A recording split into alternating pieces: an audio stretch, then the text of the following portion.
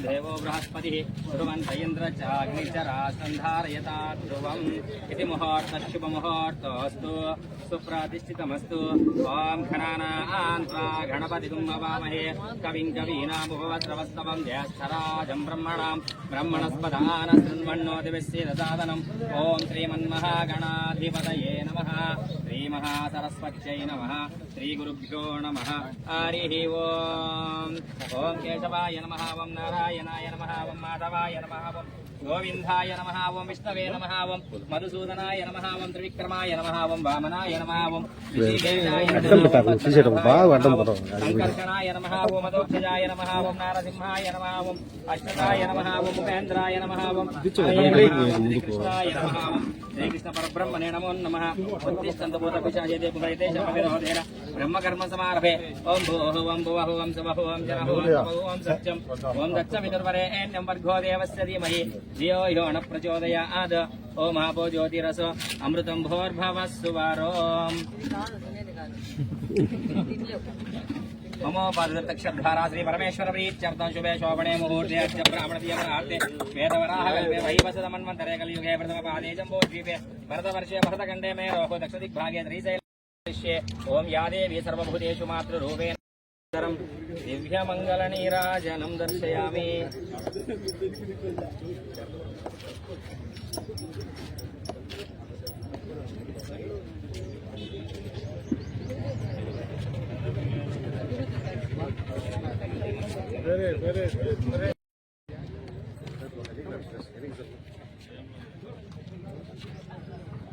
ओम सर्वमंगलमांगल्ये शिवे सर्वार्थसाधिके शरण्ये त्र्यंबके देवी नं दर्शयामि नमस्करोमि।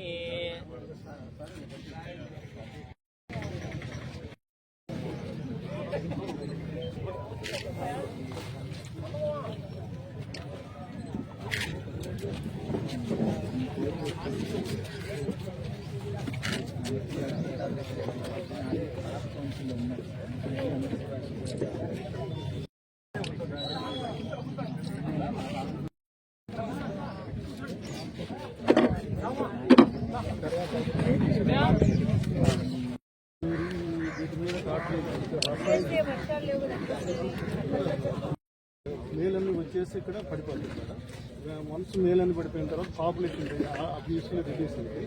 అలా ఒకటి. రెండోది ఏ పురుగు ఉంది ఆ రైతుకు అనేది ఇది అదే. ఇవన్నీ కూడా అస్సలు ఎక్కడో కూడా మనము రసాయనికం అనేది వాడాలి.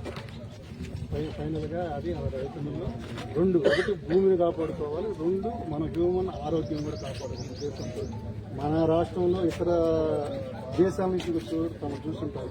ఇతర దేశాలు కూడా వచ్చి కూడా మన పద్ధతులు అవలంబించి ప్రాక్టికల్గా మన ముఖ్యమంత్రి గారు కూడా ఇప్పుడు దీని మీద ఎక్కువగా చేయమని మనకు అన్ని జిల్లాలకు కూడా చేశారు. మన రాయలసీమ జిల్లాలు ఎక్కువగా చేయాలని ఢిల్లీలోనే ఎఫెక్ట్ వస్తుంది కాబట్టి ఇదే ఎక్కువగా PMDS ఒకటి, ఫిలిటైజేషన్ ఒకటి చేయమంటారు. వారికి అనుగుణంగా మనం మహిళా సంఘానికి కూడా చేపిస్తాం. కిచెన్ గార్డెన్స్, ముఖ్య అతిథి గౌరవ ఎమ్మెల్యే మాధవిరెడ్డి మేడం గారికి స్వాగతం, సుస్వాగతం.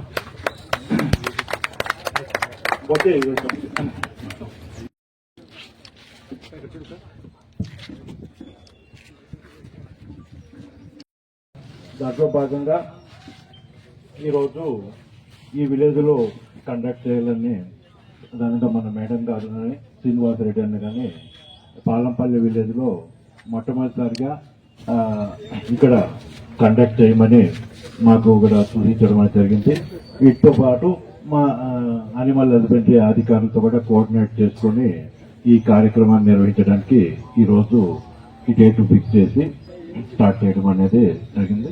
ప్రధానంగా మార్కెట్ కమిటీ కడప రైతులకు అన్ని విధాల సేవలు అనేది అందిస్తుంది. గ్రామీణ ప్రాంతాల్లో ఉచిత పశు వైద్య శిబిరాలు నిర్వహించడం కావచ్చు, మార్కెట్ యార్డ్ లో ప్రధానంగా అంతా డిజిటలైజేషన్ చేసి రైతుల సంక్షేమం కోసం అన్ని విధాల ట్రాన్స్పరెంట్ గా క్రయ విక్రయాలు నిర్వహించి రైతులకు సేవలు అనేది అందిస్తుంది. ఇప్పుడు రీసెంట్ గా కొత్త పాలకవర్గం అనేది అంటే మన చైర్మన్ గారు ఉస్మాన్ గారు కావచ్చు, వైస్ చైర్మన్ సుబ్బారెడ్డి గారు కావచ్చు, వీళ్ళ ఆధ్వర్యంలో మార్కెట్ కమిటీలో మరిన్ని అభివృద్ధి కార్యక్రమాల్లో నిర్వహించడానికి ఈ మధ్య పాలకవర్గం తీర్మానం కూడా చేయడం అనేది జరిగింది. అగ్రికల్చర్ మార్కెటింగ్ కమిటీ కానీ, ఆత్మ తరపున కానీ, తర్వాత ఇన్సూరెన్స్ కంపెనీస్, ఎల్ఐసిస్, బ్యాంకర్స్ ఇటువంటి వాళ్ళ సహకారంతో కూడా అవసరం ఉన్న చోట అంతా కూడా అంటే కడప పట్టణంలో పాలెంపల్లి విలేజెస్ లో కొద్దిగా తిరిగి రావడం జరిగింది. పాపులేషన్ బాగుంది కాబట్టి ఇటువంటి ఏరియాల్లో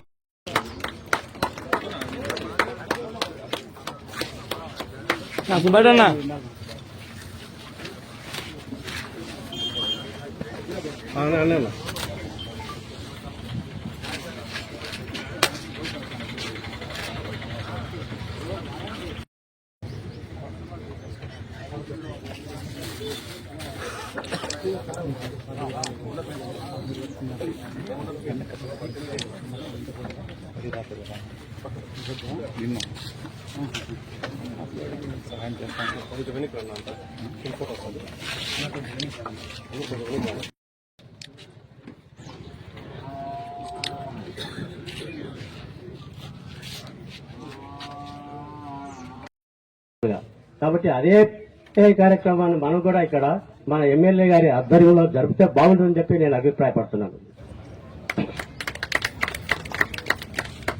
పాలెంపల్లె వాసులందరికీ ముందుగా నమస్కారాలు తెలియజేసుకుంటా ఉంటాను. ఈరోజు పాలెంపల్లెలో మార్కెట్ యార్డ్ సౌజన్యంతో ఇక్కడ చిన్న వెటనరీ క్యాంపు ఏర్పాటు చేయడం జరిగింది. దానికి మార్కెట్ యార్డ్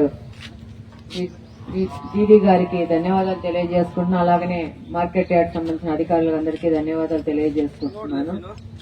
అలాగనే వేదిక మీద ఉన్న మున్సిపల్ కమిషనర్ గారికి, అనిమల్ హస్బెండరీ జేడీ గారికి, మార్కెట్ యార్డ్ చైర్మన్ గారికి, వైస్ చైర్మన్ గారికి, డైరెక్టర్స్ కి, అలాగనే వెటనరీ డాక్టర్స్ అండ్ స్టాఫ్ కి, అలాగనే డిపిఎం అగ్రికల్చర్ గారికి కార్యక్రమానికి ఏర్పాటు చేసినందుకు, రైతులకి అవగాహన కార్యక్రమానికి ముందుకొచ్చినందుకు ధన్యవాదాలు తెలియజేసుకుంటా ఉన్నాను.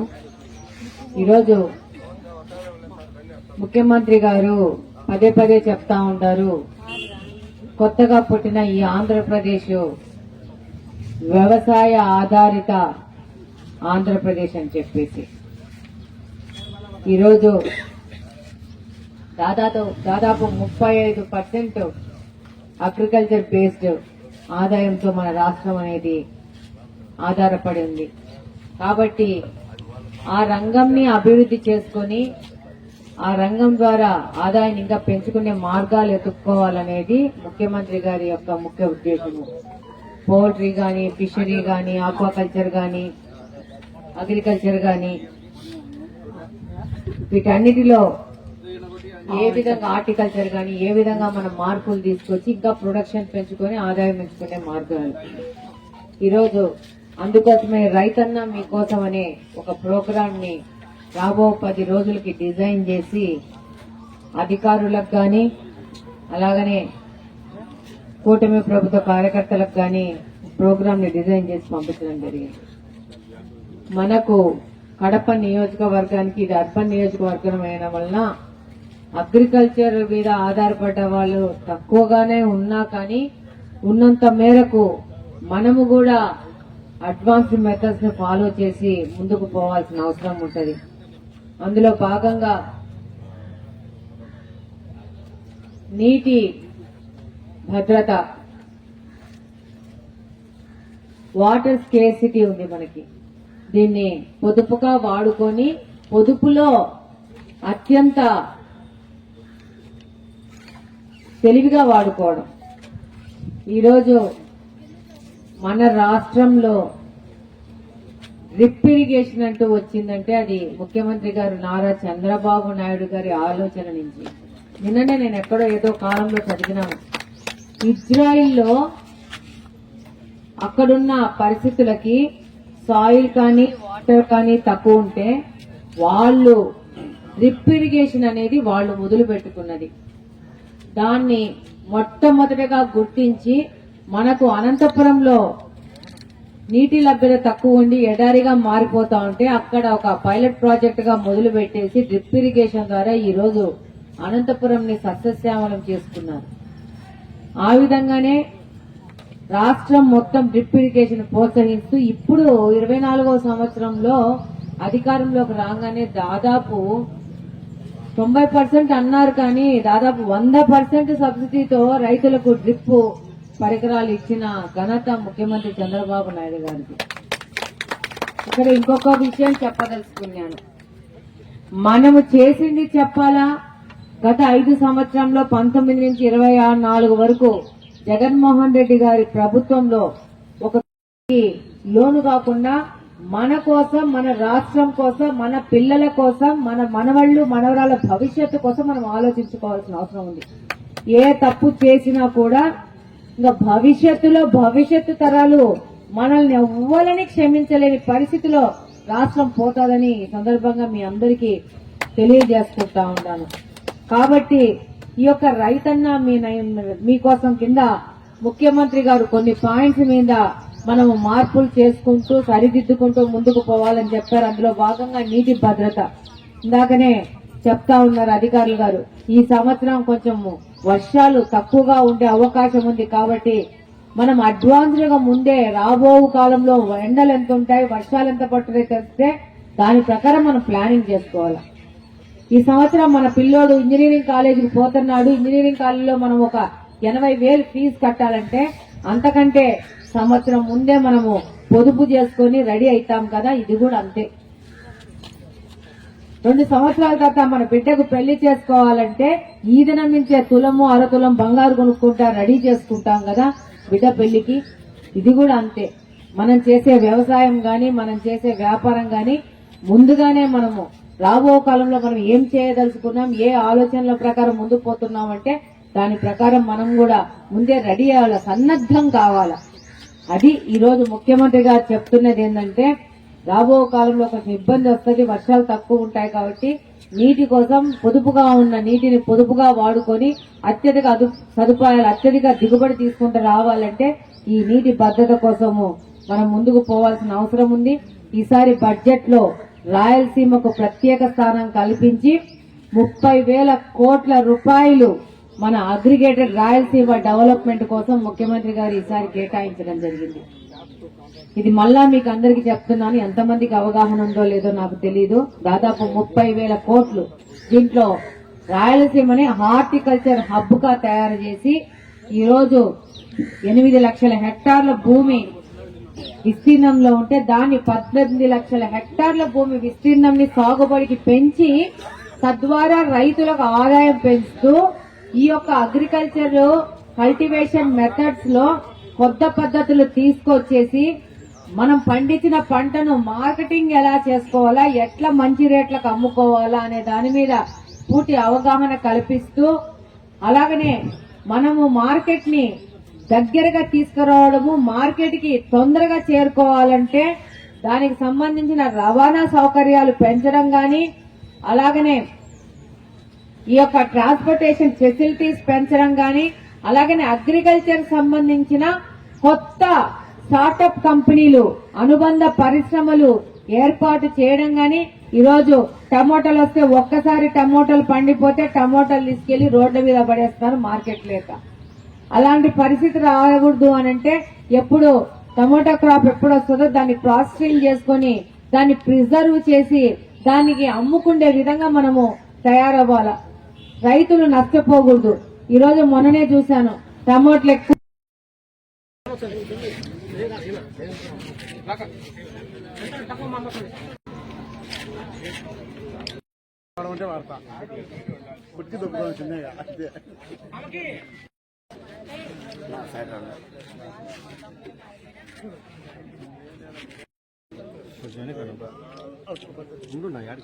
ఈ పాలంపల్లి గ్రామంలో వ్యవసాయ మార్కెటింగ్ కమిటీ తరఫున ఉచిత పశు వైద్య శిబిరం ఏర్పాటు చేయడం జరిగింది. ఈ ఉచిత పశు వైద్య శిబిరానికి 25,000 రూపాయల వ్యయంతో వివిధ రకాలైన మందులన్నీ కూడా తీసుకురావడం జరిగింది. ఇందులో భాగంగా బాగలేని పశువులకి, మేత మేలేని పశువులకి, జ్వరం వచ్చిన పశువులకి వైద్యం చేయడంతో పాటుగా దూడలకు కూడా నకల నివారణ మందులు కాపడం జరిగింది. అలాగే ఎదగరాని పశువులు ఉంటాయి. తర్వాత చూడి పరీక్షలు ఉంటారు. అంటే ఒకసారి ఎదగ అది కట్టించిన తర్వాత మళ్ళీ కట్టిందా లేదా అంటే ఒకసారి ఎదగొచ్చినప్పుడు సూదులు ఇస్తాం. కృత్రిమ గర్భధారణ టీకాలు సూదులు ఇచ్చిస్తాం. అవి కట్టిందా లేదా అని ఆ పరీక్షలు కూడా చేయడం జరిగింది. అలాగే ఎందుకు 2-3 సార్లు సూదులు ఇచ్చిన ఎందుకు కట్టడం లేదనేది గర్భంలో ఉండే జబ్బులకు కూడా పరీక్ష చేయడం జరిగింది. అలాగే కూడా రైతులకు మన డిపార్ట్మెంట్ తరఫున సంపద కూడా జరిగే కార్యక్రమాల గురించి కూడా అవగాహన కల్పించడం జరిగింది. కార్యక్రమంలో ఇప్పుడు ఈ రోజు నుంచి కూడా గాలికుంటు టీకాల కార్యక్రమము 4 రోజుల పాటు ప్రతి గ్రామంలో మా సిబ్బంది, పశుసంవర్ధక శాఖ సిబ్బంది వెళ్ళేసి ఇంటింటికి వెళ్ళి అక్కడ ఉండే పశువులన్నిటికి కూడా 3 నెలలు దాటిన దూడల నుంచి అన్ని వయసుల పశువులన్నిటికి కూడా గాలికుంటు టీకాలు వేస్తారు. కాబట్టి ఈ సందర్భంగా అందరికీ కూడా ప్రజలందరికీ కూడా తెలియజేయడం ఏమంటే ఈ కార్యక్రమం ఖచ్చితంగా ప్రతి పశువుకు ఆడని లేదు, మగాని లేదు, తెల్ల పశువు, నల్ల పశువు అని కాదు, అన్ని పశువులకు 3 నెలలు దాటిన దూడల నుంచి అన్ని వయసులో ఉన్న పశువులన్నింటికి కూడా ఈ గాలికుంటు టీకాలు వేయించుకోవాలనేసి కొబ్బరి కోరుతున్నాను. ఎందుకంటే ఒక్కసారిగా గాలికుంటు టీకా వచ్చినట్టయితే పాల దిగుబడి తగ్గిపోతుంది. తర్వాత ఎద్దులు అటు కోడలటువంటి వెతికిన పనిచేసే సామర్థ్యం తగ్గిపోతుంది. పాల ఉత్పత్తే కాకుండా కూడా తర్వాత పునరుత్పత్తి సామర్థ్యం కూడా తగ్గిపోతుంది. కాబట్టి అందరూ కూడా ఈ గాలికుంటు టీకాలు వేసుకోవాలి.